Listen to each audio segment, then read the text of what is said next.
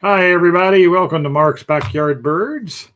It is a live edition for Thursday night, and we decided to just do an open question and answer session. We've done one of these back maybe April, March, sometime in there. We did that where I really didn't have a topic to talk about, other than it being midsummer. And I thought it'd be a good chance to just open up the questions to whatever topics on your mind. Now, I took a guess or two to load up some slides of topics I thought might get asked about tonight. And the very first question before we got on is about hummingbirds, and that is certainly what I thought. But first off, give everybody a little bit of time to get in here and introduce myself. My name is Mark McKellar for you new folks, and I am a wildlife biologist who has. And I always tell the story that I was supposed to be a fish biologist in college, but I met a guy who parents were big bird watchers, and he kind of got me addicted. He knew the birds, and he was always going, you know what that is, you know what that is. So I went to my major professor, and before I graduated, and I said, "Can I change at least one or two classes so that I emphasize more about birds?" And he allowed me to switch one of the last fisheries classes that I had to have to ornithology. So I took ornithology, and I never looked back.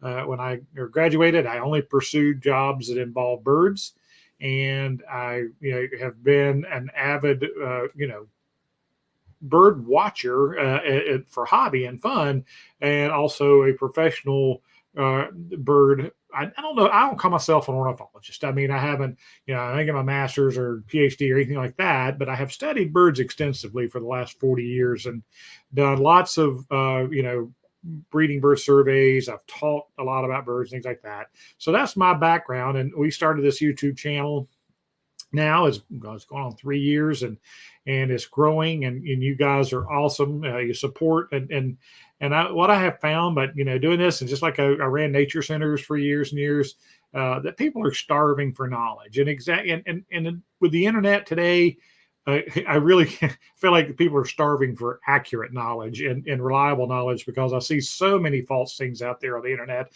And that just, it really frustrates me, and people who try to pass themselves off as experts and stuff like that. So I felt like, if I started this, and same thing with our business, our brick and mortar store that now is 22 years old, we felt like if we provided good, reliable information, that people would support us, and that's what we strive to do. We strive to only endorse things that we believe really works, and really it's good for birds and to help the birds. And we try not to just sell you something because we want to make a buck. We want to be honest with you, and we feel like if we educate you, and you will make good choices, and the products you buy, you'll be happier, and you'll say good things about us, and you'll support us, and that's worked really well for us.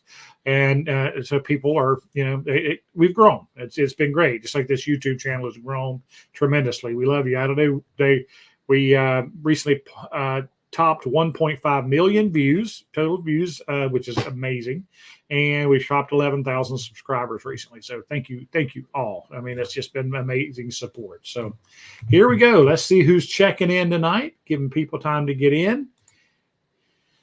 All right. Jockey Picker asking about hummingbirds, and we will get to them. They're going to be first up on the list. Absolutely. All of his scheduling conflicts. Yeah, Carrie and Kurt not joined in with us the last couple of weeks because they had if you watched the garden thing we did on Kurt's water feature, they actually had a big garden tour for his backyard. Not so much about the water feature as part of it, but it was about the prairie restoration he's been doing in his backyard, the gardening and converting just a urban lawn to native plants for pollinators. It's been a wonderful endeavor for them. Hi, Steve. Now can't say Steve, Alabama, South Alabama anymore. Yep, he's in Tennessee.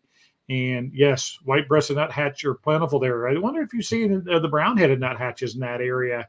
I know they're there. I just don't know, maybe habitat-wise, if they've got them in your yard. All right. Yes. All right. Richard from Nanuet, New York. Welcome in, Richard. All right. Oh, there's the wife jumping in there. Hi. Good evening. Welcome from Georgia. All right. Kurt in North Kansas City, just down the street here from me. From Onalaska, Wisconsin. Paul, good to have you in.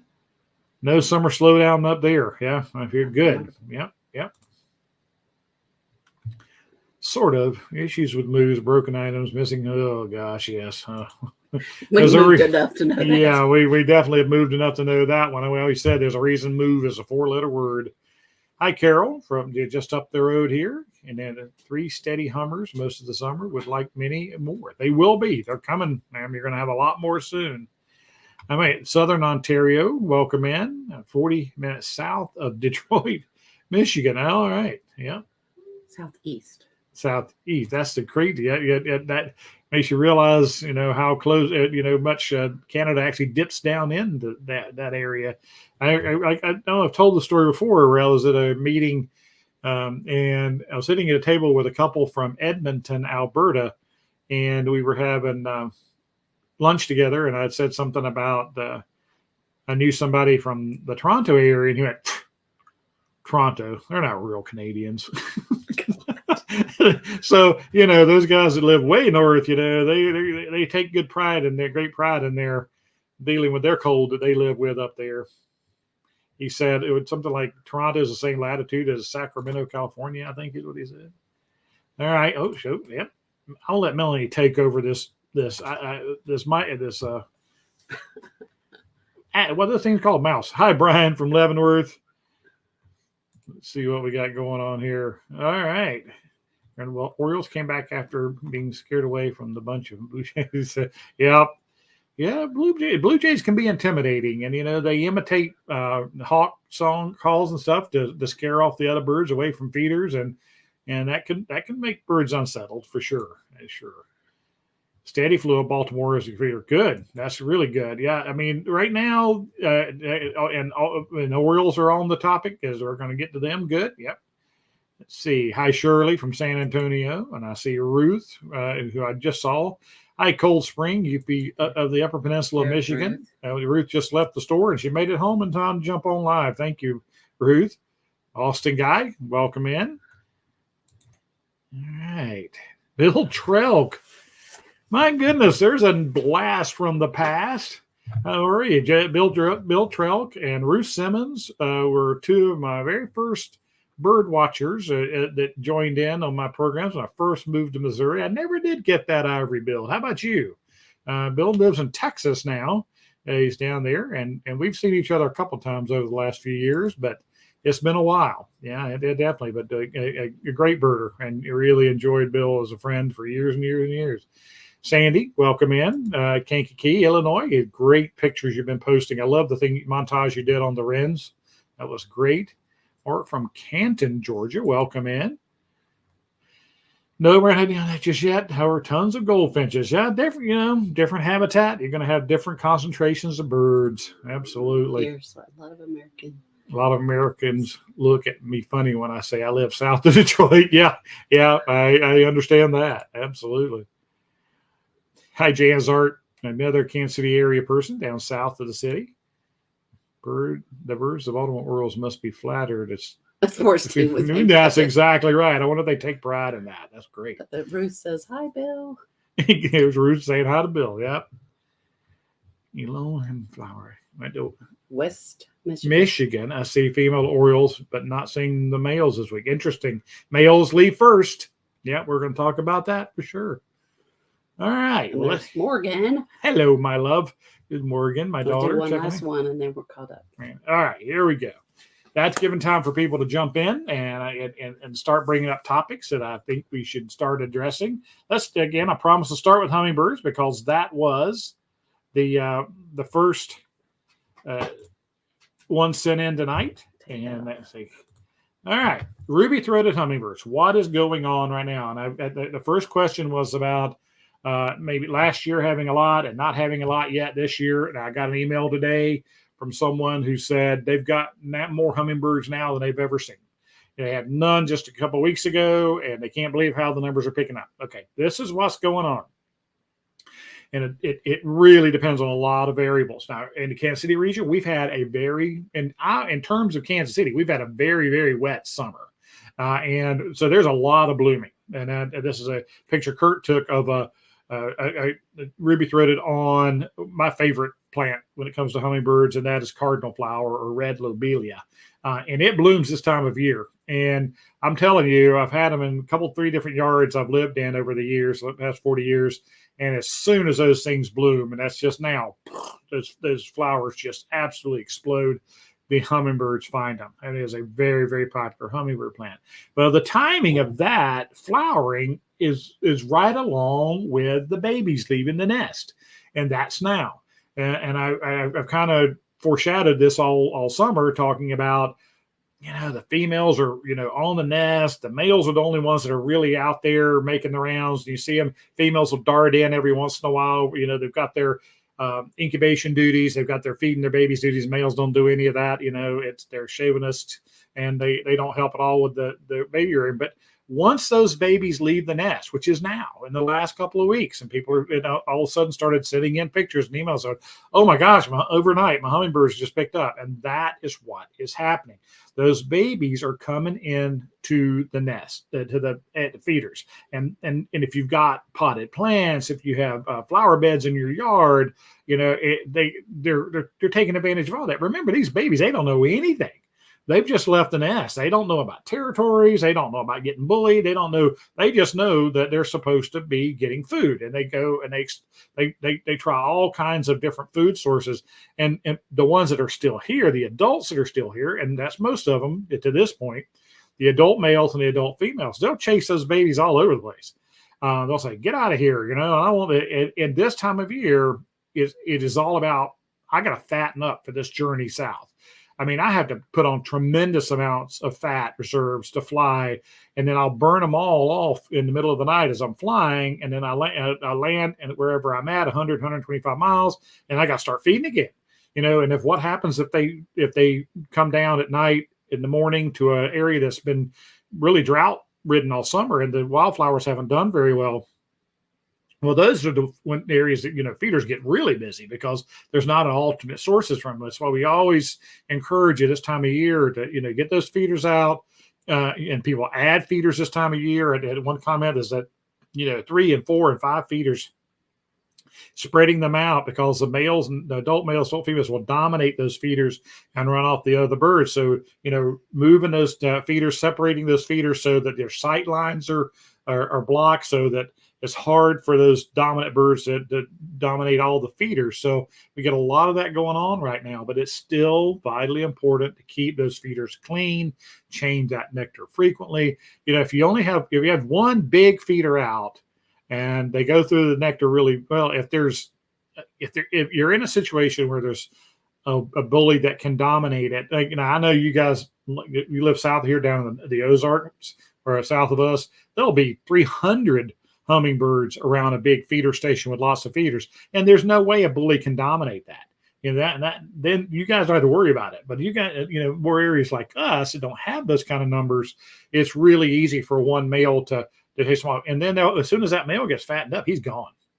And that's when people are talking about, well, I'm not, and we're going to get on the Orioles because the Orioles are coming next. But those typically in the bird world of migration, the adult males leave first.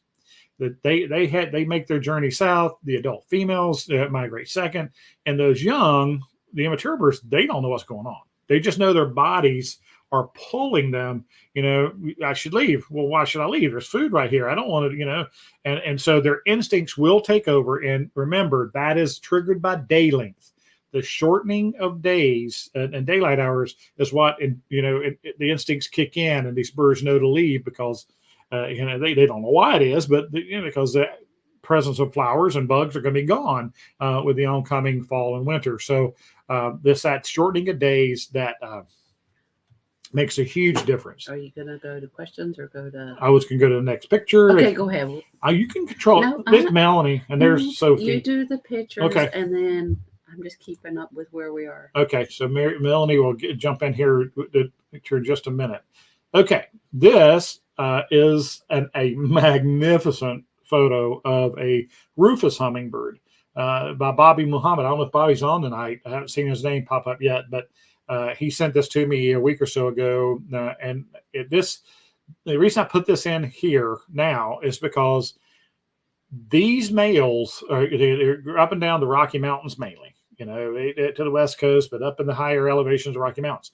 And those birds are migrating south. Well, several years ago now, we've discovered that the southeastern coast of the U.S. and Florida and North Carolina, South Carolina, Georgia have some wintering rufous hummingbirds down there. And they figured out that that migration route from the Rocky Mountains down to the southeast comes straight through Kansas City area, right? A lot of them pass through here. Now, most of them go straight down the Rockies down into Mexico. But there are some who pass through here, and I put this out every year. I just posted on Facebook today that the next 3 weeks is a time to be looking, especially for these brilliant males, because they migrate first. But Sibley says they look like a freshly coined penny, and that bright orange throat, they're beautiful, and they're very aggressive. Around your hummingbird feeders, they'll be chasing anything and everything. They are very aggressive birds, but they typically, the pictures I get sent to me locally or the calls we get are, they only have them maybe 1 day or maybe 2 days at their hummingbird feeders. But this period coming up is, and this will apply to like Steve, you and central Tennessee. They could pass through that area. This is a time to be on the lookout for something other than a ruby-throated hummingbird in the eastern 2/3 of the U.S. And so I put that out there to make sure, and again, like I said, with the ruby-throats, the males migrate first and rufous as well. And I'm sure out west as western hummingbirds, I bet you the adult males leave first as well. I'm sorry. Now, do you want to get a couple questions real quick? Yeah. Well, the next thing is about hummingbirds. Okay. Another hummingbird. What did something? I mean, orioles. Okay. So this is from Ontario. Yep. Again, we're going to go to Orioles. And, a lot of what's going on with Baltimore Orioles, and it depends again. Remember, I'm here in the middle. So you guys to the south, you guys to the north, maybe a bit later, a little bit earlier than this. But the adults are either bringing in the young or they have brought in the young. And they maybe hit the jelly a little bit. And we recommend you feeding mealworms to them, things like that. But these babies, again, it's the same situation as with the hummingbirds. They don't know what they're doing. And the adults are teaching them, the sources of free food and what to eat. And yes, they're mainly eating insects. They're getting caterpillars and things from the wild. And they're feeding those. But they will bring them in and teach them to eat that jelly. And in the baby bird world, this applies to cardinals and many different species, but the babies, it's important for them to be camouflaged because they're so stupid, inexperienced, that they need to have cryptic coloration. So a lot of times the babies are more colored like females, which of course are cryptic colored because they sit on the nest. So they blend in with the environment. Luckily, they're not as bright orange as the males. Well, adult males are smarter about evading predators and staying in the shadows and things like that. Well, babies wouldn't be. So that's why the babies usually can be told by their more dull coloration and the mixture of grays and things in them and all. But they're one of our earliest migrators. As a matter of fact, I'm sure adult males have already left from many places, especially south of here. They've probably already headed south and the adult male. She's saying. She's in Canada, right? You're working below. Yep. They're having a male in a few weeks. Yep. Here's exactly what's playing out there is your adults are leaving. And again, what happens in our area that we see it every year, people, my Orioles are gone, my Orioles are gone. And then later on in late August, all of a sudden people go, my Orioles are back. Well, most of those are far northern birds that are just moving south and they hit the feeders and then people are all excited. They think their Orioles are back, but they're usually just northern migrants coming in. Now, again, it's very, very different lengths of how late the babies will stay because again, it's that, instincts and then it winds out of the north help and things like that. So, okay, this is. How far away should feeders be hung from each other? Mark, it's highly variable.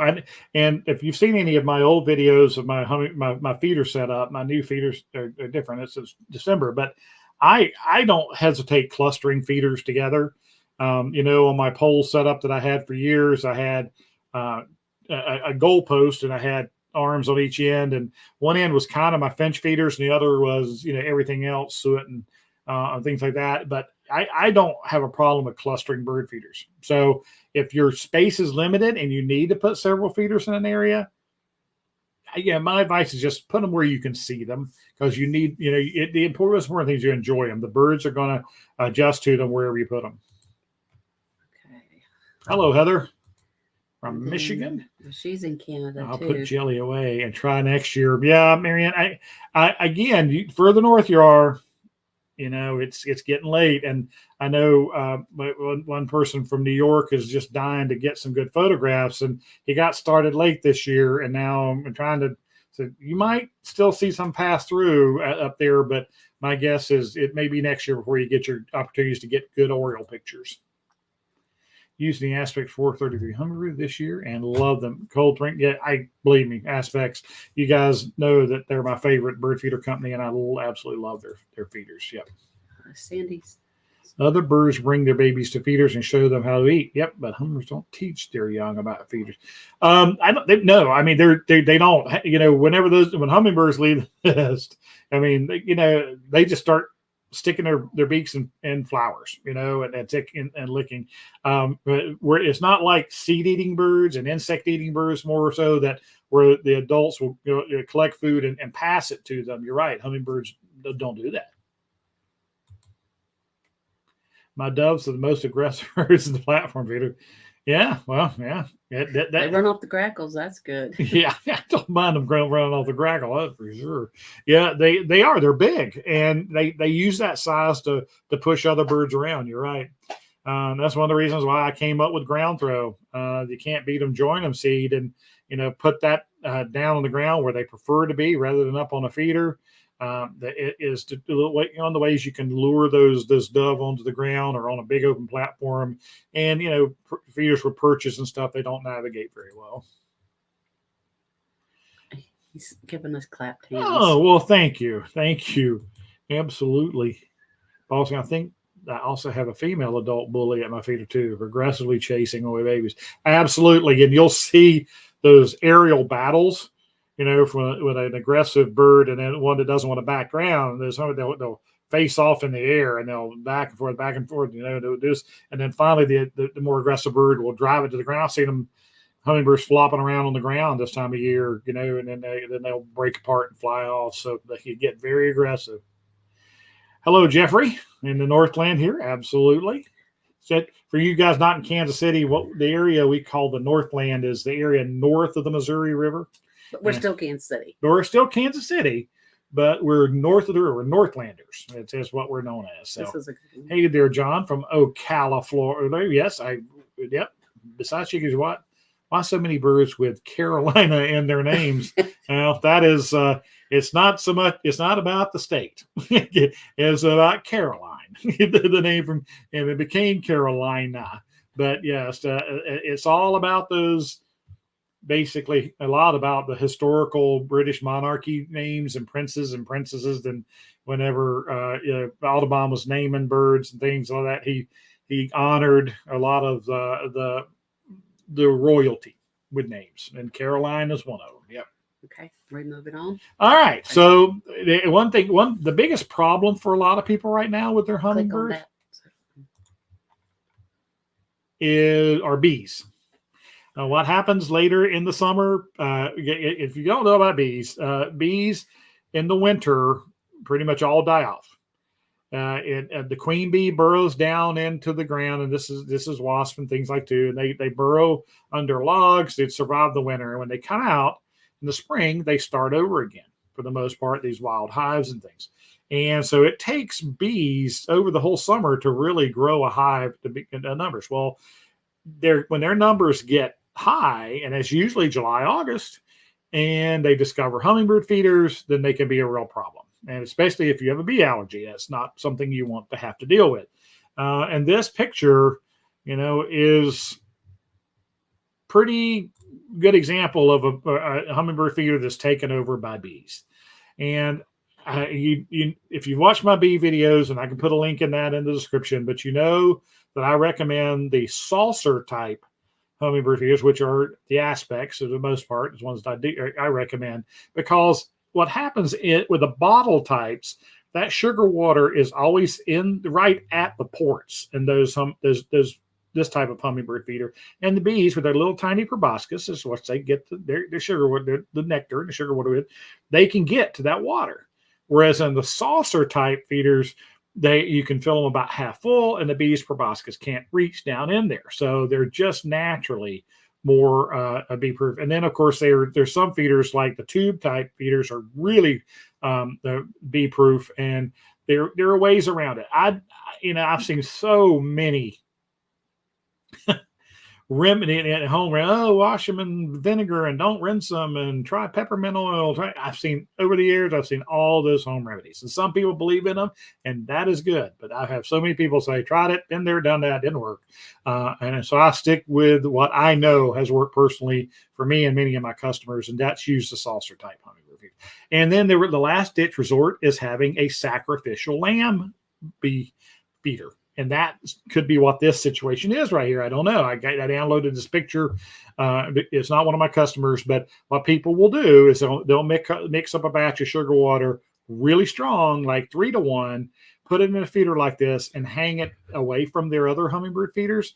And the bees will be attracted to that, especially because it's easier for them to get to it. And feeders that are harder for them, they'll leave alone. I've had people say they put out just an open tray of sugar water on their deck railing, etc. There's different ways. But the good thing about this situation, if you want to try this one, is that at night you can go out and pick up the hummingbird feeder and bring it in and change it, because the bees are all gone to roost by then. So it's just something you can try. Okay, we're right here. This is right here? The next person. Yep. All right. My baby squirrel friend forced me to take a feeder down yesterday. I will find a better place for it. Julie from Sedalia. Yeah, I just took a feeder in to the store that's going to need a big overhaul because of my friendly squirrels. Yeah. We had Just Sledge Bluebird Sledge waiting for your new tenants. Hey, what a segue into the next spinning. Yes, the next topic I predicted that people would ask about would be, of course, their bluebirds. Bluebirds are mostly our bluebirds in this area are on their third nest. And as mild as it's been, and we had a really nice mild stretch. Now we're getting back hot again. But I bet you that the bluebirds will nest 4 times this year. This is probably where we're moving to be typical with bluebirds in our area, is 4 nests per season, where it used to be just said 3. And sometimes they never got to pull off the third one because it's just staying warmer so much longer. And as long as there's insects available, and especially if you feed live mealworms, these birds, again, base their nesting on food availability. If they feel like there's enough food that they can feed 5 hungry mouths or 4 hungry mouths, and if you're steady supply of mealworms for them, then they're going to lay that 5th egg. Sometimes I heard somebody said they had a 6th egg laid this year, and they feed lots of mealworms. So it gives them confidence that there'll be food available to them. So, and of course, like I said, we've had a wet summer here, so the insects have done pretty well in the Kansas City region. Just depends on where they are. But yeah, the bluebirds are doing really well. Hello from Northwest Arkansas. All right, Space Ghost, welcome in. Yep, I recognize Space Ghost's name. Of course, I loved Space Ghost when I was a kid, so that's why. What app do you recommend to identify bird songs? Julie, the Merlin bird app from Cornell Lab of Ornithology is amazing. It is really good learning tool, but it is not infallible. But that's the one that I use to help me to identify them. Just know that, like all apps like that, anything, it can make mistakes. And like I said, I've had people tell me that they have this in their yard or that in their yard, and I'm like, no, that doesn't nest east of the Rocky Mountains. Well, that's what Merlin said it was. Well, Merlin gets fooled from time to time. So you just have to know that it isn't infallible. And if it recommends a bird, look it up, do your research. And if the map shows it's nowhere near where you are, it probably confused it with a similar bird that is in your area. We see it happen a lot. And that's okay. I mean, it's still a young technology and it's growing, but I like it a lot. And I use the Sibley app, the Sibley Birds app on my phone, and it has his drawings, which are magnificent. It's got the range maps. You click on it, and the songs. You can play the song and learn the song. I really, really like that app as well. So for the learning bird songs. All right, my house finches are very aggressive with each other. 2 ball feeders, and they fight with each other for the best feeding ports. Yep, I have this one finch that just gorges himself on the sunflower kernels. Absolutely, Jeffrey. They our house finches did really well nesting this year. We've got tons of them, and you're right. They're knocking each other. They call it pecking order for a reason. They do peck on each other and run them off of perches, and they're always vying for the best feeding position. And it's the same thing when they roost at night. When all those birds roost in a bush together, the dominant birds get the higher and the out and the higher and the inner places, where the less dominant birds get the outer places to roost in the bush, because they're most likely to get picked off by a predator that were to come along. The ones down in the middle get pooped on by the ones above, so the dominant birds are up at the top. So there's a pecking order for feeding and roosting and just feeding position out on a mud flat. If you're sandpipers and stuff, there's pecking order in birds for sure. We had to take down our feeders because there was a rat. Not sure where his home is. My birds are, I bet. And I've heard this so many times over the years by homeowners associations and different things. And, my recommendations, of course, is do everything you can to keep seed off of the ground. Rats eat a lot other things, are attracted to a lot of things other than bird seed. You don't know if you got a neighbor who's leaving dog food outside at night, you don't know who it's your neighbors. You just don't know what's going on. So it's an easy blame for a homeowners group, or, like I said, an assisted living home. Don't want to deal with it. Take them all in, get rid of them. That's easy for them to do. And it's a shame. Okay.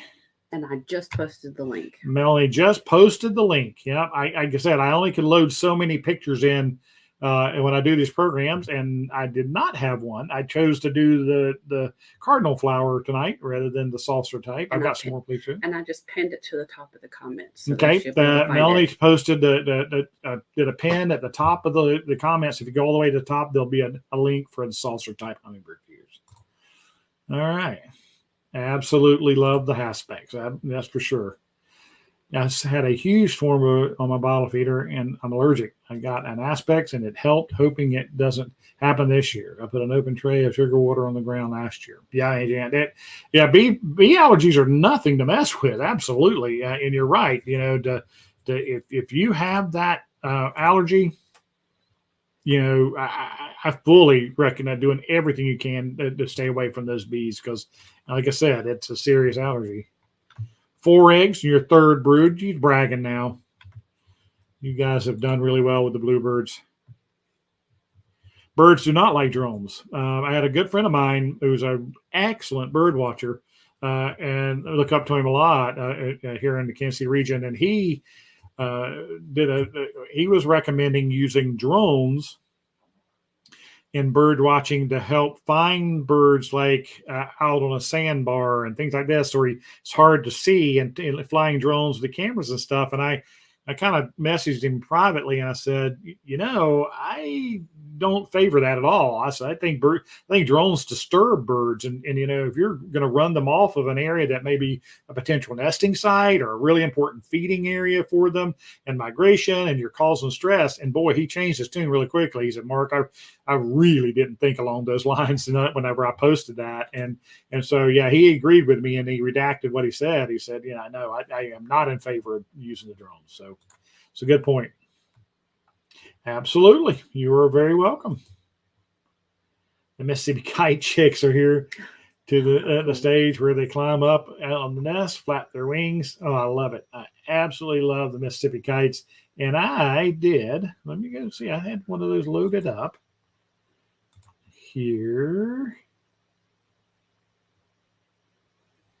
It didn't transfer. It had trouble. I had a picture of a young Mississippi kite tonight, but for some reason it couldn't open it up. So yeah, it is that time. And if you guys have kids or grandkids or nephews and things like that to play football, high school football, and they're starting those games up here pretty soon, it's a great place to look for young and adult Mississippi kites, because they're going to start migrating, and they'll gather around those lights around football fields in the late summer, eating all the insects. So great bird.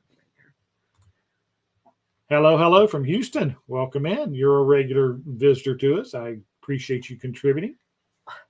Friendly reminder, hit the thumbs up. Steve, thank you so much. And the subscribe. And hit the subscribe. Don't forget to hit the bell so you get notifications when I'm going to be on next.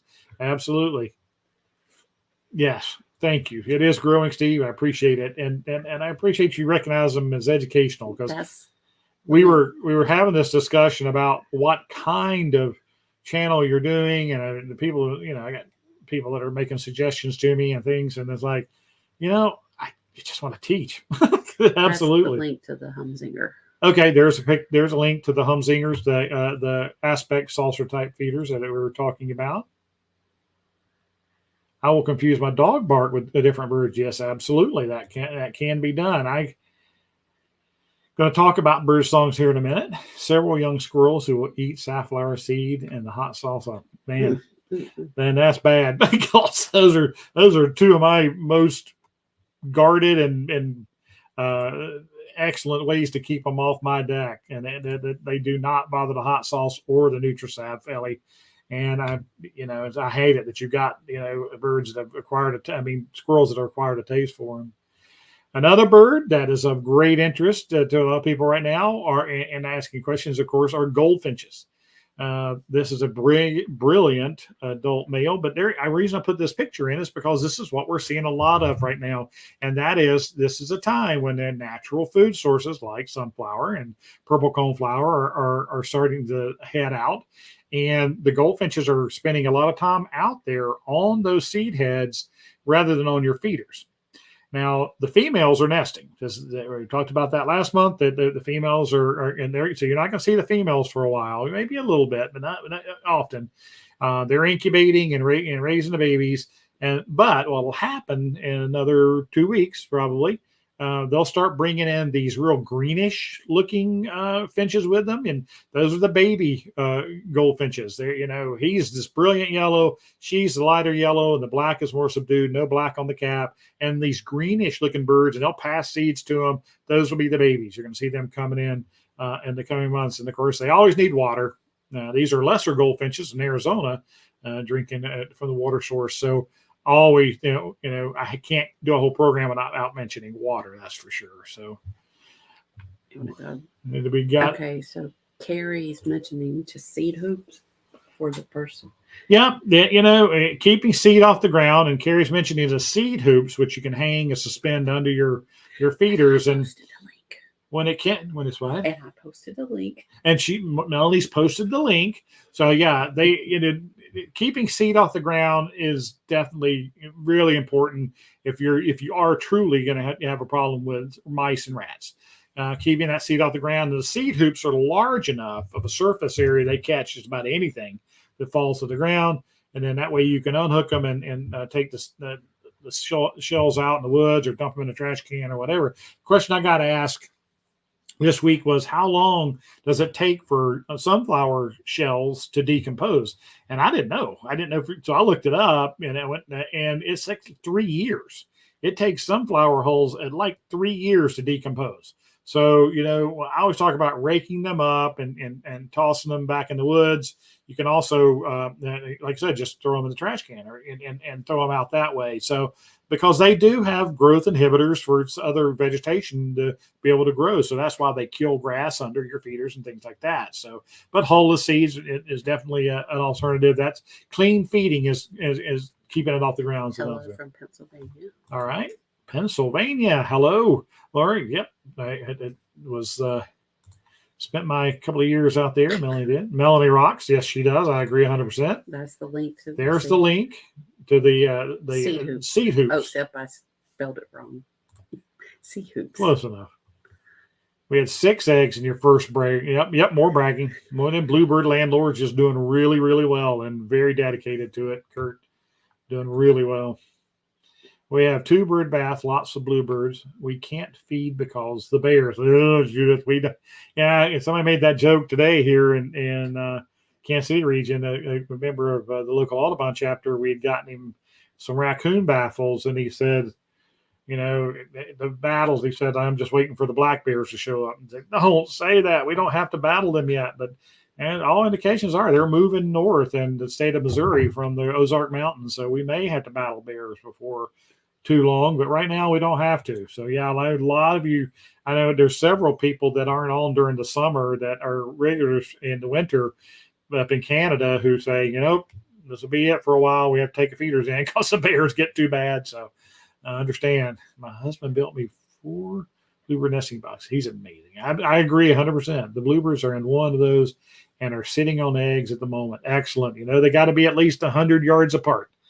The males will just fight over them. So if you can place those 4 bluebird boxes about 100 yards apart, you can get other birds to nest in them as well. But they are too territorial to let another male within that region. So, John, it's strange how different species come and go. Carolina wrens were fairly common, and I haven't seen any in about 6 weeks. Yep, right. I placed the old platform feeder in a new trough style. It is, that you're right, John. Birds come and go. And there's lots of reasons why things happen, and that is food availability, something an insect hatch, or berries that ripen up and they move, or they may have I always say that birds only get about 15% of their daily diets from bird feeders, so they have a circuit. I described that to Melanie, that they work around our whole, like our whole neighborhoods, this patch of woods, on the other side of that patch of woods, they have their feeding area, and we're just one stop on that. They may stop 2 or 3 or 4 times a day at our feeders, but they tend to move around and they're getting natural food sources. Well, when birds disappear for a while, one, obviously they could have gotten killed by some a predator, or they could have flown into a window. There's all kind of things that happen. It's a dangerous world out there. But when they're gone like that, sometimes it just means that there's another food source that's more enticing to them.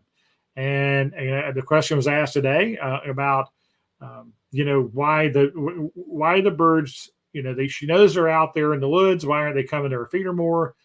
And my simple answer is, it's much safer out there in the woods. And predators know that when there's a concentration of prey like that they can come out and then hunt. Well, there's a lot more escape places and things like that in the woods, and there's lots of natural food sources for them. So my guess is those wrens will be back, and maybe when it starts to get a little bit cooler, just keep watching for them, and they'll be back in. Now these guys are not wrens, obviously. These are common grackle, and this is Carrie's picture. She took this a few years back, and the common grackle. This is a question I get a lot right now: is when are they leaving? I've had them all summer. I'm tired of them, and like everybody else is. And safflower. This is safflower, and they hate it. But they'll search it to see if there's something else in there. But they start to leave feeder stations the next couple of weeks, really now even. But they'll move out into farm fields, and you'll see them on the power lines and big long lines, and they're out there eating. But the grackle season at your feeder station is just about over in the Kansas City region. Now, you guys further south, not sure about the timing down there, how long they stick around, but hopefully they'll move out pretty soon for you. So Carrie says, "Hi, Ellie. I have 7 bird feeders and 2 hummingbird feeders and 1 bird bath in Fort Nix. We love our birds." Absolutely, Laura. Man, yep. And they love what you're providing for them, too. Oh, what am I doing? Not clicking on that very well. All right. What should I do about a bluebird nest with 2 young in it that got knocked out of their tree? I moved it to the base of another tree, but don't want to leave it on the ground. Should I leave it alone? Now you're talking about the whole nest box, because bluebirds are cavity nesters. They should have been nesting inside of a box. So you're talking about the whole box that's on the ground.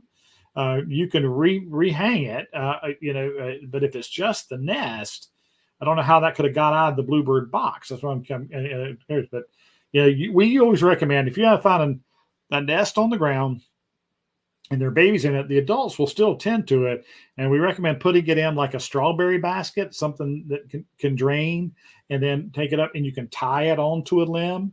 Or zip tie it onto a limb for now, and the young kid, but you want it away from any danger, like predators, like a dog or a cat, and things like that. And you should get the parent should still attend to it. All right, sparrows and house finches visit hummingbird feeder many times a day. First time I've ever seen this. Yeah, they do. A lot of other birds do have sweet tooths. Downy woodpeckers, another one that's famous for drinking sugar water. And birds, many species are just pure opportunists. When they discover a food source that's available to them, they'll take advantage of it over and over again. Yeah, man, and those are two that are known to do it. Oh God, yeah, yompies. I forgot to bring my feeders in one night, and the bears used it as a punching bag. Yeah, those bears can be really destructive. I had a good friend who still lives in Vermont, and she just stops. Yeah. Hi, Brian. Are anyone reporting Mississippi kites, cicadas? Yes, I had a picture shared with me today from a photographer down in Wichita, and it was a brilliant picture of a Mississippi kite with a cicada in its bill.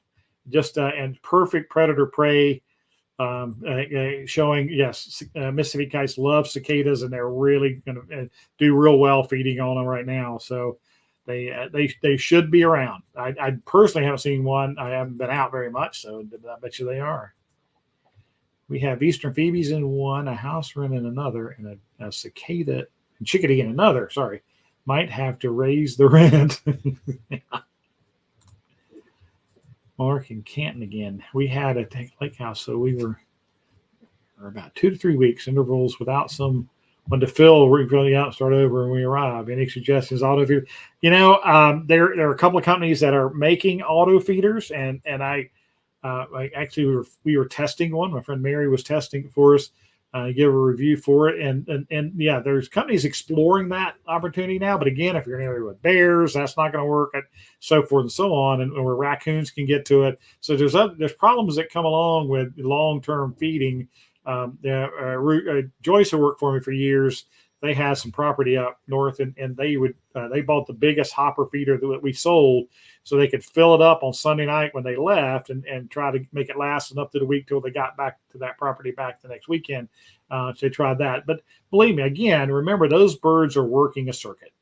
And if it's empty for a week, they'll come back. They'll keep checking on that food source, especially if they've been using it for a while now. So, but like I said, auto feeders are a thing. It's just you got to be careful of other things that can get into them. All right. Hey, James. they have. You're right. We hardly ever get to see you on live. I get a lot of pictures. And James has been a big supporter of the online store and takes great pictures up in New Jersey, right? I think isn't that where you are, up that way? And he is learning the different. You remember if you watch my bird seed show I did, was it last Monday? Identifying good bird seed. James was the inspiration for that. He's the one who sent me. I talked about that program where someone sent me a picture of the back of bird seed he was buying, and it was horrible. And that inspired me to do that program. And a lot of people watched it. So thank you, James. Well, great. John, thank you. Thank you. I mean, like I said, it's good to open up the mic, period. We have a huge flock of common grackles in winter. They can empty feeders in minutes. Yep, Bill, like I said, Bill lives down there in the Dallas area in Texas. Was it Green? Was it Green something? But do you use safflower? Do you find safflower works against them, Bill, in that situation where you got so many of them in the winter? Just curious. Saw some baby blue jays today. 2 of them their heads were gray, not blue. Yep, they are. And then you'll see completely bald ones, and then those are usually adult birds that are molting. But yeah, this is when you're seeing the babies, and they are very gray. Those baby blue jays. Richard, that's a good question. When a crow steals a baby, does that mother notice the baby's missing? I don't know that. Yeah, probably. I would think she would, but life has to go on, and she just keeps feeding the other ones, and it's it's a cruel world out there, that's for sure. This is just the nest. She's the one that had the fallen nest. Oh, okay. So it was in a hollow in a tree, maybe. Okay. So the company, our company, Tremors, did it. Yeah, I don't know. You can call your local, wildlife rehabbers and see if they'll take them, because that is a task to get little baby birds to make it to adulthood. Yeah. You just look up somebody in your area, man, and the local conservation department should have a list of people who do it that maybe they can get you in touch with. We decided to take down the feeders rather than have the rat. It has worked for us. The other 2 neighbors are still feeding them, the birds and the rat. No HO. I got you. Yeah. Hi, James. Carrie says, hi, James. She's the one who ships you your orders most of the time. Absolutely. Well, one thing I'm going to add one more picture here. And because I got asked about this, the last time I did a couple of owl calls, and many of you have sent emails and things saying, do a program on, and you do more bird calls. So maybe we're going to try to put something together. I don't do a ton of different bird songs, but owls are kind of the thing that I do most. And one of the reasons bird watchers do owl calls is because other birds will react to that. And they tend to sing after you, and they'll try to scold, and they'll try to come in to run that little owl off. Well, there's no smaller owl in North America than this guy. This is the northern saw-whet owl. And where is it? Head to toe, that bird's about that big. It is a tiny little guy. And their sound is,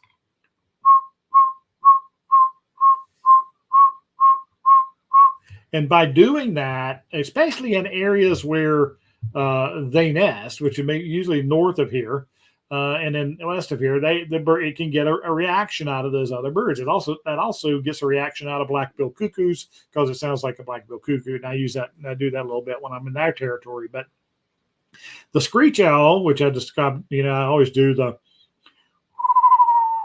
and I do that in the spring, when birds are just returning back from their wintering ground, and it gets them upset. And I don't overdo it. You never overdo it. You just want to do a little bit to get them, and that kind of alerts you to what birds are around you. If you do those, a would-be predator, and then bird watchers do psh, psh, psh, psh, they do scolding sounds. So because birds flock together to chase this little owl away, so if you combine that with psh, psh, psh, then other birds will come in like chickadees and titmice and Carolina wrens and blue jays if they hear you, and they're going, okay, where's that out? Where's we're going to run him off. We're going to run him off, and it allows you to see them. So that's one of the reasons owls are particularly one of the bird calls that I do a lot, because I've been doing them for 40 years. So, but I am going to look into maybe doing one of our programs on bird songs that you can imitate. And boy, trying to teach you how to do it. If you're ever trying to teach somebody to whistle, you can just, this is what you do. Put your lips together and you blow. And that kind of thing. The screech owl, I have tried so many different ways that teach people how to do it. And they contract the throat at the back, and you want your tongue to go a little like it's just not easy. So I thought I would definitely put that in there, because that was a request from last time. Your question. Bill did answer my question. All right. If I didn't feed sunflower seeds, how would I take care of my squirrels?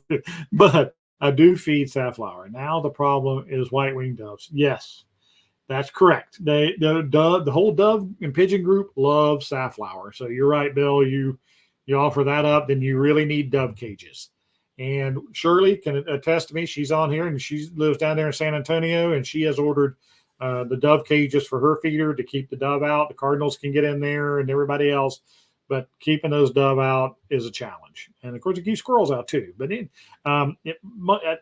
great-tailed grackle it might keep out, but I don't know about the common grackle. But you might check into those dove cages. They're a good investment. Okay, I got to jump ahead a second. Okay. Carrie wants you to do the barred owl. All right, special request. Carrie wants me to do the barred owl.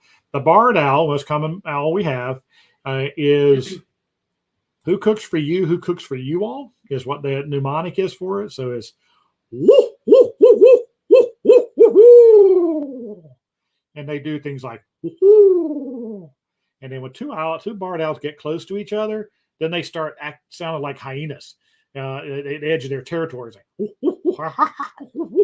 I've had people say, I've got monkeys in my backyard. I've got hyenas in my backyard. But that's what they do. And they're really funny sounding. So James is complimenting Carrie in the store. Thank you, James. Yep. Carrie does package things so well and gets them out very quickly. And absolutely. Yeah. Thank you. And we agree. We pride ourselves in good quality stuff and feel like we stand behind our products. Oh, but I've seen you out in a long time. Is it G or Gee? I want to pronounce that. But I know you're a regular contributor. There's the new barred owl. I'm going to see waves of new birds after years of going to the same spot. It depends on the time of year, I think. Like waves of birds make me think of migration.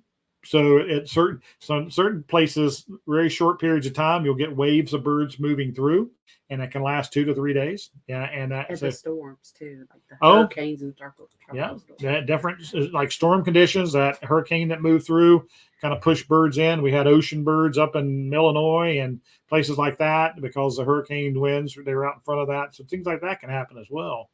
Hi, Gabriel. All right. Carrie says, thank you, Steve. Thank you for joining in. I'm glad you're getting settled in there. You guys, everyone, have a great weekend. Steve as well. And we appreciate you joining in.